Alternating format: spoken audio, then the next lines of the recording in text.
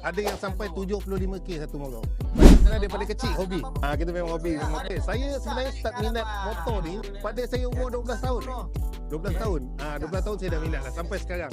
Kita orang ni sebenarnya tak kronik. Kita ada tayar besar, kita ada tayar biasa, kita ada tayar kecil. Tapi untuk event hari ni, kita punya blog brother, kita punya kawan daripada Ipoh sanggup datang.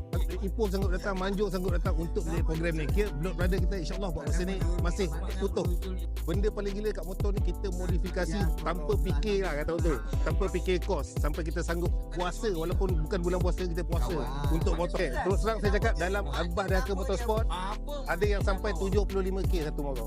75k, 65k, kalau 65k ada kat sini satu. Ni 65. 75 ada tak datang hari ni. Itulah tahap dia. Boleh saya cakap 30 ke atas. Okey, beli motor ni bukan ikut nafsu sebenarnya. Kita beli ikut poket. Benda ni bukan satu kemestian. Bukan satu kemestian yang you nak buat. You beli ikut poket. You rasa you suka buat. Jangan ikut orang. Ikut orang nanti tak ke mana. Kan?